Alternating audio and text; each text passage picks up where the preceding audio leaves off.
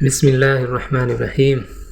آج کا ہمارا ٹاپک ہے کہ قرآن اور ہمارے عقائد و نظریات۔ اب اندازہ کریں کہ ہماری کیسی لاجک اور کیسی عقل ہے۔ وہ اللہ جس نے اعلان کیا ہے کہ اجیب دعوت الداعی اذا دعان، کہ میں ہر وقت ہر جگہ پکارنے والے کی پکار کو سنتا نہیں، قبول کرتا ہوں، جس نے یہ اعلان کیا ہے، اس کے بارے میں ہمیں شک کیا کہ ڈائریکٹ نہیں سنتا۔ اور جو منو مٹی کے نیچے پڑا ہے، جس کے بارے میں قرآن کہتا ہے انک لا تسمع الموتى، کہ آپ مردوں کو نہیں سنا سکتے، اس کے بارے میں ہمیں یہ یقین ہے کہ یہ ڈائریکٹ سنتا ہے۔ جیسا کہ ہم جانتے ہیں کہ مسلمانوں میں آپسی اختلافات دن بدن بڑھتے ہی چلے جا رہے ہیں۔ ایسا کیوں ہے؟ قرآن تو سب کا ایک ہی ہے، تو پھر عقائد و نظریات میں اتنے اختلافات کیوں ہیں؟ اس کی ایک ہی وجہ ہے کہ ہم نے اپنے عقائد و نظریات کو قرآن کے مطابق نہیں بلکہ اپنے فرقوں کے مطابق ڈھال دیا ہے۔ آگے سے اگر وہ انگریز پوچھ لے کہ کیا تو نے بھی یہی قرآن پڑھ کے اپنے عقیدوں کی اصلاح کی تھی، تو 99% مسلمان جو ہے نا اس کا منہ دیکھیں گے کہ نہیں۔ پھر وہ آگے سے اگر یہ پوچھ لے کہ اگر تو نے اس کتاب سے ہدایت حاصل نہیں کی ہے تو مجھے کیوں مشورہ دے رہا ہے، تو ہمارے ساتھ شرم سے چوک جائیں گے۔ جو جس فرقے میں پیدا ہوا وہ اسی میں جی رہا ہے اور اسی میں وہ اپنی پوری زندگی گزر بسر کر رہا ہے۔ اس نے کبھی بھی یہ جاننے کی کوشش ہی نہیں کی کہ آیا میرے عقائد و نظریات قرآن کے مطابق ہیں بھی یا نہیں۔ اگر قرآن کی آیت سن کر آپ کے عقیدے پر ضرب لگتی ہے تو قرآن سنانے والوں کو گمراہ کہنے کے بجائے اپنا عقیدہ درست کریں۔ یہ ایک سوال ہے جو انسان کو اپنی سوچ، اپنی نظریات اور عقائد کا محاسبہ کرنے پر مجبور کرتا ہے۔ قرآن حکیم کے حوالے سے اپنے آپ کو بالکل کلیئر کر لیں، ہمارے پلے اگر کوئی شے ہے نا تو وہ یہی کتاب ہے۔ نبی الاسلام کی وفات کے بعد آپ کا وصی، آپ کا خلیفہ اس امت پر قیامت تک کے لیے جو آپ پیش کر سکتے ہیں وہ اللہ کی کتاب ہے، الحمدللہ۔ اگر یہ قرآن ہمارے پاس نہیں ہے تو ہمارے پاس کچھ بھی نہیں ہے۔ اگر ہمارے عقیدے قرآن کے خلاف ہیں تو سمجھ لیں کہ ہم گمراہی کے اوپر ہیں۔ اگر کوئی بات قرآن میں ہمارے عقیدے کے خلاف ہے تو سمجھ لیں ہمارا عقیدہ خراب ہے۔ قرآن تو بالکل ٹھیک ہے۔ قرآن کے سامنے آپ نے اسٹوڈنٹ کی حیثیت سے بیٹھنا ہے، نہ کہ اس سے۔ قرآن مجید کے مطابق اگر اللہ کا کلام سن کر کسی کے دل میں بے چینی ہو یا اس کے عقیدے کو ضرب لگے تو یہ ایک لمحے فکریہ اور سنجیدہ غور و فکر کی دعوت ہے۔ قرآن خود کو حق اور نور قرار دیتا ہے جو دلوں کے زنگ کو دور کرتا ہے۔ اگر یہ کلام سن کر سکون کے بجائے اضطراب پیدا ہو تو اس کا مطلب ہے کہ حق اور نظریہ کے درمیان کوئی پردہ حائل ہے۔ کہ ہم جب کسی کو قرآن کی آیات اور احادیث پیش کرتے ہیں اور وہ کہتے ہیں یار وہ باتیں تو ٹھیک ہیں انجیل صاحب کی، لیکن اتنے بڑے بڑے بزرگوں کو یہ باتیں نہیں پتہ چلی۔ اس صورتحال میں ہمیں چند نکات پر غور کرنا چاہیے۔ نمبر 1، ہمیں ہر وقت اپنے عقیدے کا جائزہ لیتے رہنا چاہیے کہ کیا ہمارا عقیدہ سچائی یعنی قرآن پر مبنی ہے یا کسی اندھی تقلید اور خاندانی روایات یا جذباتیت کا نتیجہ ہے۔ نمبر 2، ہمیں خلوص نیت سے ہر سچائی کو قبول کرنے کے لیے تیار رہنا چاہیے، چاہے وہ ہمارے بنے بنائے نظریات کے خلاف ہی کیوں نہ ہو۔ نمبر 3، تکبر کا پہلو ہمارے اندر نہیں ہونا چاہیے۔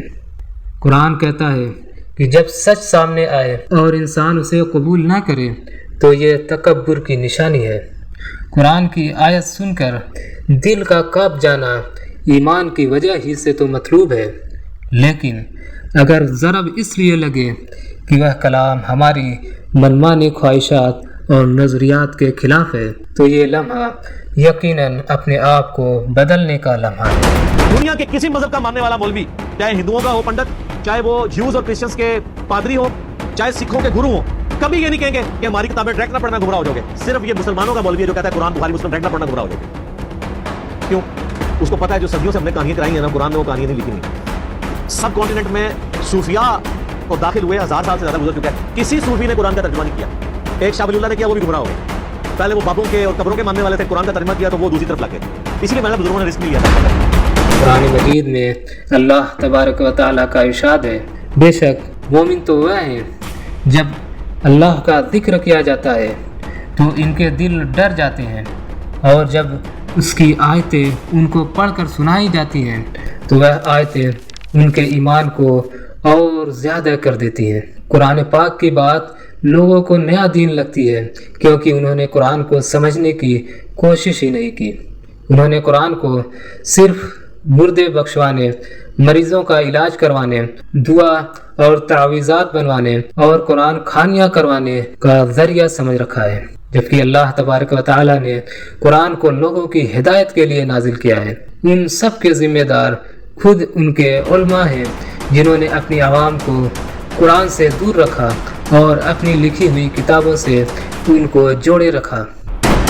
قرآن و حدیث ہم خود نہیں سمجھ پاتے ہیں، اپنے اندر اتنی صلاحیت نہیں، خود سمجھنے جائیں گے تو ادھر ادھر نکل جائیں گے، جیسے بہت سارے نکل گئے۔ ان سب کے ذمہ دار خود ان کے علماء ہیں جنہوں نے اپنی عوام کو قرآن سے دور رکھا اور اپنی لکھی ہوئی کتابوں سے ان کو جوڑے رکھا، کیونکہ ان کو لگا کہ قرآن پڑھ کر ہمارے باطل عقائد اور نظریات کا ہماری عوام کو جب پتہ چلے گا تو وہ ہمارے دشمن بن جائیں گے۔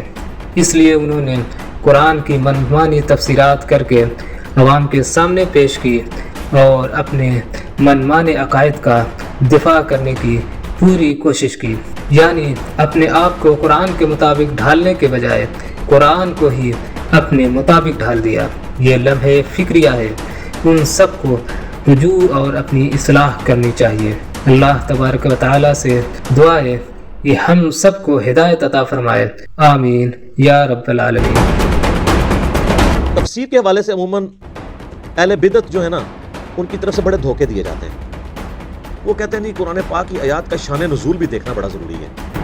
وہ یہ سمجھ رہے ہوتے ہیں کہ شان نزول سے شاید رزلٹ کوئی اور نکل آئے گا، یعنی قرآن پاک کے پہلے صفحے پہ لکھا ہے نا ایاک نعبد و ایاک نستعین، وہ کہتے ہیں اس کا شان نزول ڈھونڈیں تاکہ ہم یا علی مدد یا غوث پاک مدد ثابت کریں۔ آپ اپنی عقل استعمال کریں کہ شان نزول کیا قرآن کی آیات کا ایسا ہو سکتا ہے جو قرآن کی سٹیٹمنٹ کے اپوزٹ جا رہا ہو؟ پاسبل نہیں۔ قرآن اگر کہہ رہا ہے کہ تیری ہی عبادت کرتے ہیں اور تجھی سے دعا مانگتے ہیں، تو احادیث یا اس کا شان نزول کبھی آپ کو یہ سپورٹ نہیں کرے گا کہ آپ بابوں کو پکارنا شروع کر دیں، قبروں سے مانگنا شروع کر دیں۔ سورہ نساء کی آیت نمبر 82 ہے کہ اگر قرآن اللہ کے سوا کسی اور ہستی کی طرف سے ہوتا تم اس میں اختلاف کثیر پاتے۔ اتنی موٹی کتاب میں عام آدمی لکھتا ہوا تو بھول ہی جائے گا پہلے صفحے میں میں کیا لکھ کے آئے اور آگے جا کے کچھ اور لکھ دیں۔ اگر قرآن کے پہلے صفحے پہ ایاک نعبد و ایاک نستعین لکھا ہے نا، تو قرآن میں کوئی آیت اس کے خلاف نہیں ہوگی، وہ آپ کو نظر آ رہی ہوگی جیسے واستعینوا بالصبر والصلاۃ، نماز اور صبر سے مدد چاہو۔ کہتے ہیں نہیں، اس سے تو ثابت ہو گیا کہ غیر اللہ سے مدد، تو اس کا مطلب ہے المدد یا نماز، المدد یا صبر۔ کہتے ہیں نہیں جی، وہ نماز پڑھیں تو اللہ کی مدد آتی ہے، تو پھر اللہ ہی ہے نا، کیونکہ آگے ان اللہ مع الصابرین، واستعینوا بالصبر والصلاۃ کا یہ مطلب کیسے ہو گیا کہ المدد یا نماز، المدد یا صبر؟ مدد تو اللہ ہی کی ہے اعمال کے ذریعے۔ وہ چیزیں بالکل ٹھیک ہے۔ وہ جی قرآن میں وتعاونوا علی البر والتقوی ولا تعاونوا علی الاثم والعدوان، نیکی پرہیزگاری کے کاموں میں ایک دوسرے کی مدد کرو، برائی میں۔ اچھا جی، تو کیا اس سے یہ ثابت ہو گیا کہ آپ نے نیکی کا کام کرنا ہے، مجھے پانی پلانا ہے تو میں آپ سے پانی مانگتا ہوں؟ ٹھیک ہے، آپ مجھے پلا بھی دیں گے، لیکن اگر آپ اس سے یہ سمجھتے ہیں کہ میں بغداد میں کسی فوت شدہ بزرگ جو قبر میں چلے گئے ان سے پانی مانگوں، تو مانگ کے دیکھ لیں، اگر آتا ہے تو پی لیں۔ اللہ سے بھی مانگیں گے، وہ بھی پانی نہیں آپ کو گلاس بھر کے دے گا، کیونکہ دنیا اسباب کے ساتھ جڑی ہوئی ہے۔ جو چیزیں اسباب کے تحت آتی ہیں وہ ان چیزوں سے الگ ہے۔ خیر یہ الگ سے ٹاپک ہے، میرا مسئلہ نمبر 3 ہے دعا صرف اللہ ہی سے۔ 1.25 گھنٹے کا میں نے یہ سارے مسئلے اس میں سیٹل کیے ہیں۔ کہ شان نزول، شان نزول، اور اس کا دھوکہ دے دے کے قرآن ڈائریکٹ نہیں پڑھنا، گمراہ ہو جاؤ گے۔ یہ بات یاد رکھیں، قرآن حکیم اپنے عقائد اور نظریات میں کسی شان نزول کا، کسی حدیث کا بھی محتاج نہیں ہے۔ قرآن پاک میں جو آیات آئی ہیں وہ من و عن اسی طریقے سے عقیدے کے طور پہ قبول کی جائیں گی۔ احادیث سے مزید سمجھنے میں ضرور آسانی ہوگی، لیکن یہ نہیں ہوگا کہ احادیث کے بغیر وہ چیزیں سمجھنا ناممکن ہو جائیں گی۔ ہاں، جہاں پہ ڈفرنس آئے گا وہاں ہم احادیث کی طرف جاتے ہیں صرف اس لیے کہ سمجھنے میں فرق ہے۔